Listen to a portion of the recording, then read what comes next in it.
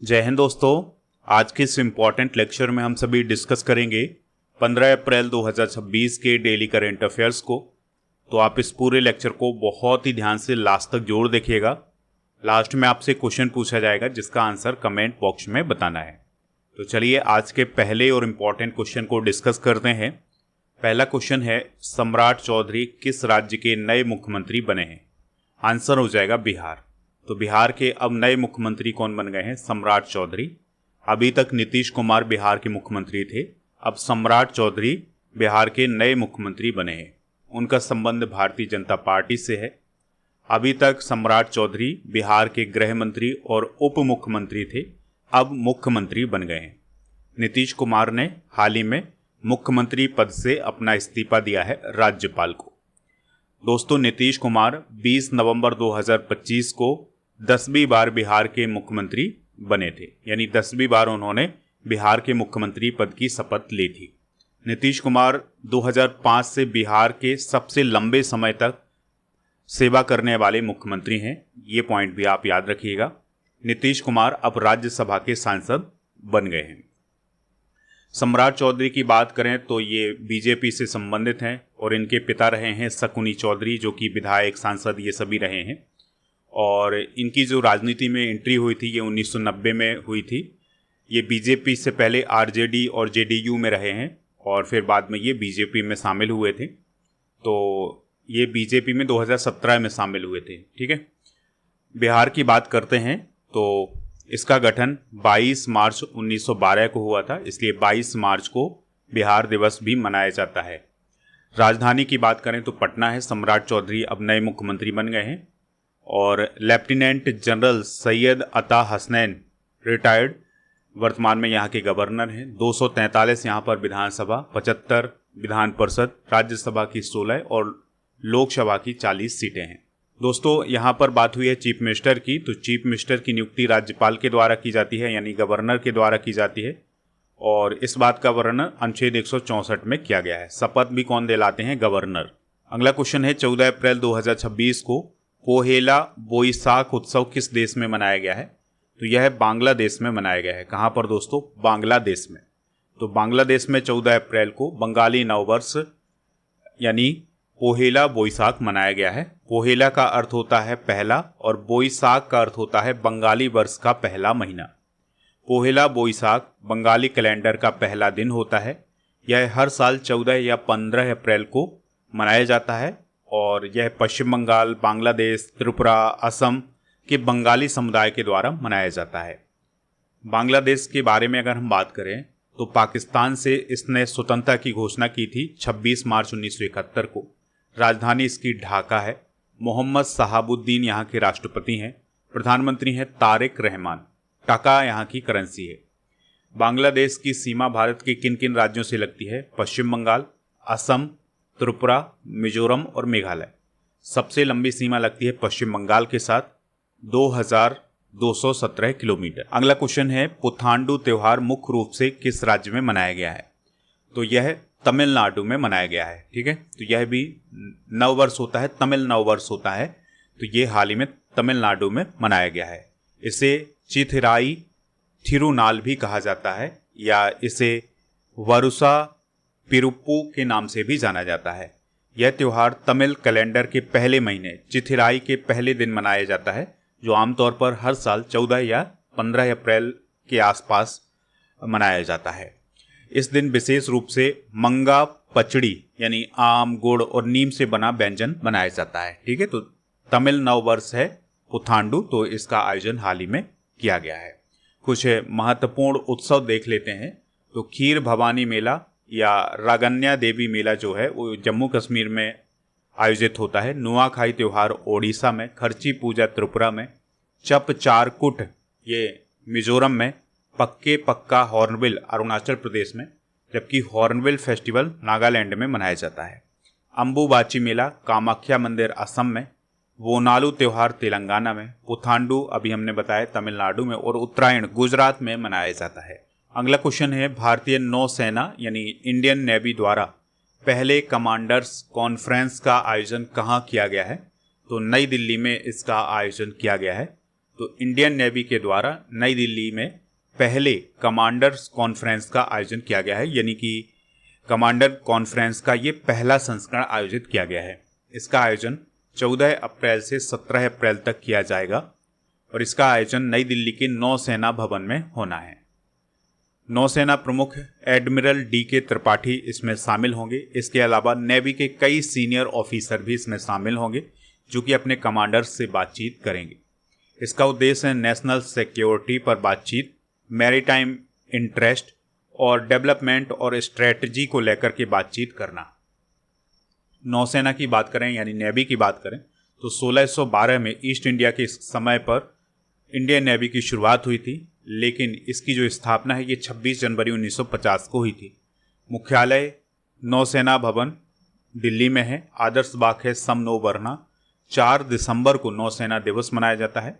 नौसेना अध्यक्ष हैं वर्तमान में DK त्रिपाठी यानी दिनेश कुमार त्रिपाठी।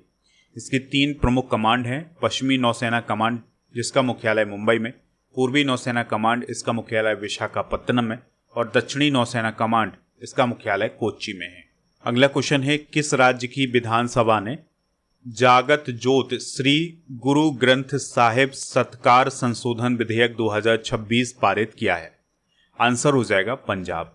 तो दोस्तों पंजाब की विधानसभा में 13 अप्रैल 2026 को एक विशेष सत्र में जागत जोत श्री गुरु ग्रंथ साहिब सत्कार संशोधन विधेयक 2026 को पारित किया गया है। तो इस कानून के तहत श्री गुरु ग्रंथ साहिब की बेअदबी के दोषियों को उम्र कैद यानी 10 साल से लेकर उम्र भर और 25 लाख रुपए तक का जुर्माना हो सकता है और यह अपराध गैर जमानती होगा, यानी कि कोई भी व्यक्ति अगर श्री गुरु ग्रंथ साहिब की बेअदबी करता है, अपमान करता है, तो दोषियों को उम्र कैद की सजा होगी और 25 लाख तक का जुर्माना होगा और ये जो अपराध होगा ये गैर जमानती होगा। तो ये हाल ही में विधेयक लाया गया है पंजाब की सरकार के द्वारा और अब ये कानून बन गया है। दोस्तों श्री गुरु ग्रंथ साहिब जी सिख धर्म के सर्वोच्च और शाश्वत गुरु हैं, जिन्हें 1708 में गुरु गोविंद सिंह जी ने अंतिम गुरु के रूप में स्थापित किया था। यानी कि गुरु गोविंद सिंह जी ने ये कहा था कि अब जो श्री गुरु ग्रंथ साहिब हैं यही सिखों के गुरु होंगे। तो तब से सिखों के गुरु कौन हैं? श्री गुरु ग्रंथ साहिब जी। यह एक ग्रंथ है और यह सिखों की पवित्र वाणी यानी गुरु वाणी होती है और यह सिखों का आध्यात्मिक मार्गदर्शक भी होती है। दोस्तों श्री गुरु ग्रंथ साहिब जी में 18 रागों में 5894 भजनों का संकलन है। इसका संपादन सिखों के 5वें गुरु श्री अर्जुन देव जी के द्वारा किया गया था। इसे 1604 में पहली बार संकलित किया गया था, जिसे आदि ग्रंथ के नाम से जाना जाता था। पंजाब की बात हुई है तो चंडीगढ़ इसकी राजधानी, गुलाबचंद कटारिया गवर्नर, भगवंत मान मुख्यमंत्री, विधानसभा की 117, लोकसभा की 13, राज्यसभा की 7 सीटें हैं। अगला क्वेश्चन है नागालैंड विश्वविद्यालय के शोधकर्ताओं ने किस जनजाति के पारंपरिक हर्बल नुस्खे में कैंसर रोधी क्षमता खोजी है? आंसर हो जाएगा इसका कोन्याक नागा। तो दोस्तों नागालैंड विश्वविद्यालय के शोधकर्ताओं ने बहरामपुर विश्वविद्यालय और सविता मेडिकल कॉलेज के साथ मिलकर कोन्याक नागा जनजाति के पारंपरिक हर्बल नुस्खे में कैंसर रोधी क्षमता खोजी है। यानी कि जो कोन्याक जनजाति के द्वारा एक हर्बल नुस्खा अपनाया जाता है, ठीक है, तो उसमें एक ऐसी क्षमता खोजी गई है जो कैंसर रोधी है। तो यह फॉर्मुलेशन 5 पौधों के अर्क से बना होता है जो कैंसर ट्यूमर को बढ़ने से रोकने में सहायक होता है।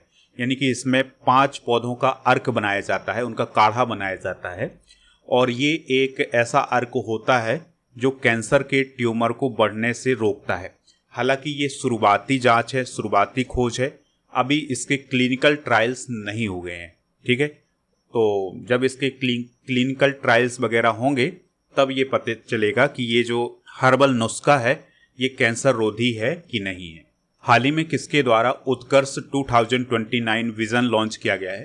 तो RBI यानी कि रिजर्व बैंक ऑफ इंडिया के द्वारा उत्कर्ष 2029 विजन लॉन्च किया गया है। तो इसका मुख्य उद्देश्य केंद्रीय बैंक को यानी कि आरबीआई को एक विश्व स्तरीय और भविष्य के लिए तैयार संस्था के रूप में स्थापित करना। यह विजन 2026 से 2029 तक की अवधि के लिए होगा। तो 2026 से 2029 तक की अवधि में नीतिगत दिशा तय करने के लिए यानी आरबीआई को कैसे आगे बढ़ाया जाए, किस प्रकार से इसका दायरा बढ़ाया जाए, तो इसके लिए उत्कर्ष 2029 विजन लॉन्च किया गया है। आरबीआई यानी कि रिजर्व बैंक ऑफ इंडिया, इसकी स्थापना 1 अप्रैल 1935 को हुई थी रिजर्व बैंक अधिनियम 1934 के तहत। मुख्यालय इसका मुंबई में है।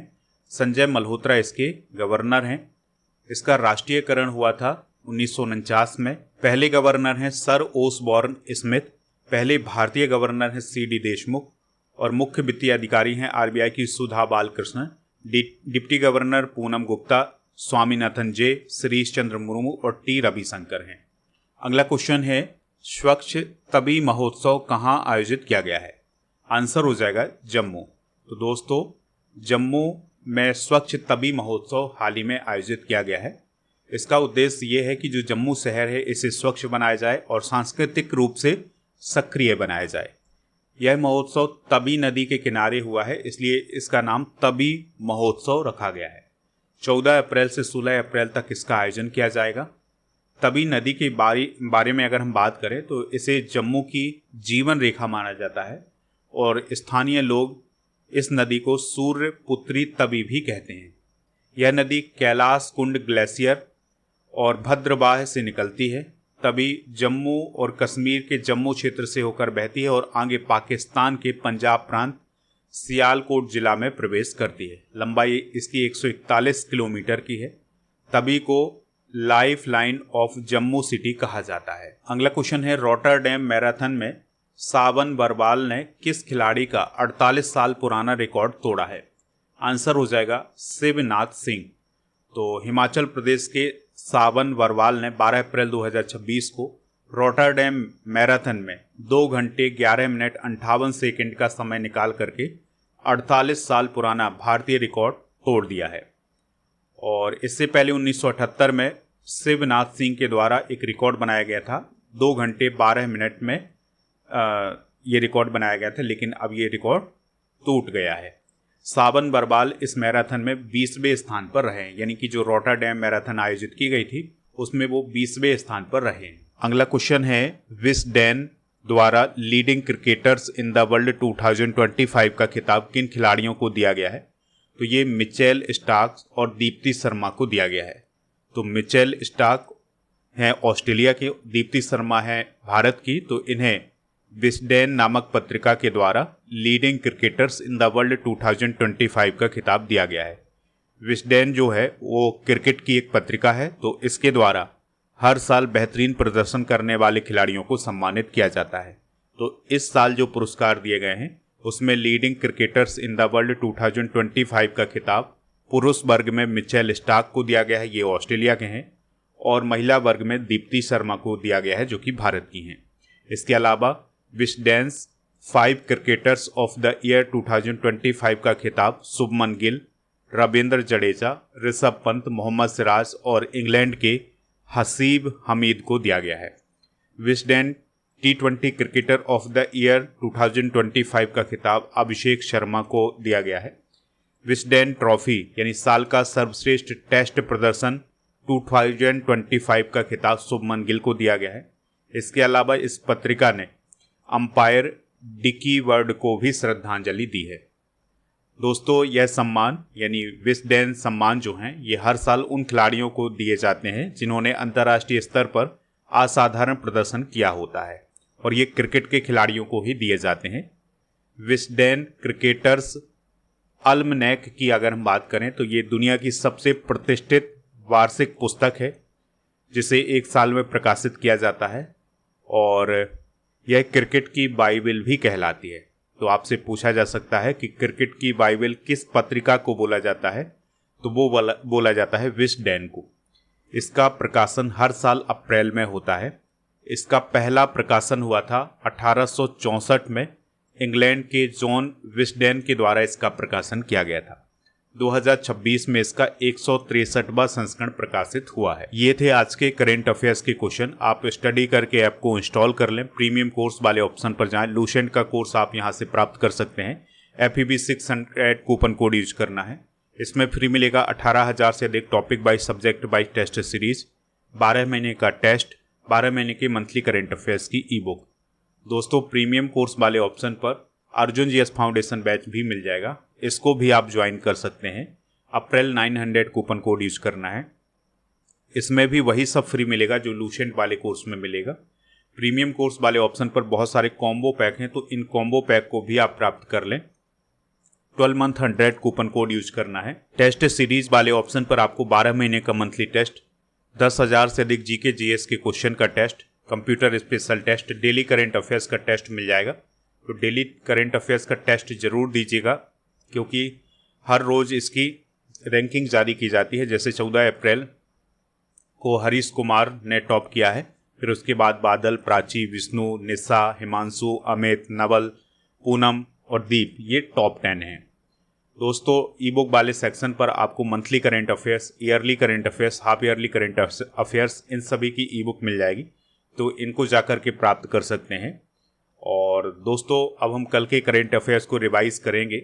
संयुक्त सैन्य अभ्यास डस्टलेक का 7वां संस्करण कहाँ आयोजित किया गया है? तो गुरुमसराय, उज्बेकिस्तान में इसका आयोजन किया गया है। अमेरिका के किस शहर में स्वामी विवेकानंद जी की कांस्य प्रतिमा स्थापित की गई है? सिएटल। प्रेरणा का दायरा कार्यक्रम कहाँ आयोजित किया गया है? नेहरू तारामंडल, नई दिल्ली। उन्नत कृषि महोत्सव 2026 के दौरान सॉइल मोबाइल ऐप कहाँ लॉन्च किया गया है? इसका उद्देश्य क्या है? तो सॉइल टेस्टिंग करना। बैडमिंटन एशिया चैंपियनशिप 2026 में पुरुष एकल में सिल्वर किसने जीता है? आयुष सेठी ने।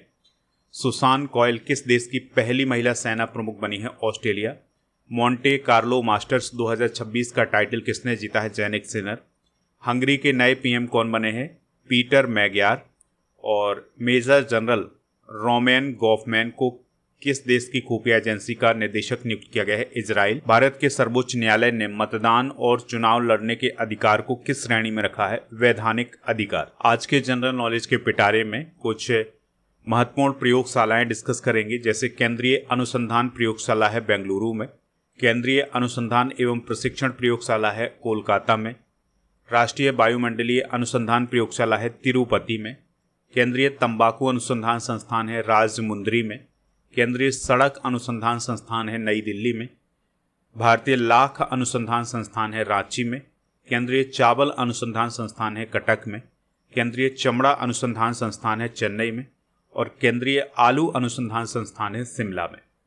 कल के करंट अफेयर्स में आपसे ये पूछा गया था कि जेनिक सिनर किस देश के टेनिस प्लेयर हैं? तो वो इटली के टेनिस प्लेयर हैं। तो लगभग सभी लोगों ने इसका आंसर इटली बताया हुआ है। आज आपके लिए क्वेश्चन है, डेविस कप किस खेल से संबंधित है? तो आपको बताना है कि डेविस कप का संबंध किस खेल से है। दोस्तों, आप हमारे टेलीग्राम चैनल को ज्वाइन कर लें, जिसका नाम है स्टडी कर ऑफिशियल। यहाँ पर आपको इस वीडियो की PDF मिल जाएगी। इसके अलावा ई बुक वाले सेक्शन पर आपको GK GS की ये सभी ई बुक मिल जाएंगी, इनको प्राप्त कर लें। और इसके अलावा हमारे जितने भी सोशल मीडिया प्लेटफॉर्म, उन पर भी फॉलो कर लें। टेस्ट पास वाले ऑप्शन पर आपको 4000 से ज़्यादा टेस्ट मिलेंगे हर एक एग्ज़ाम के लिए, तो टेस्ट पास का यूज जरूर करें।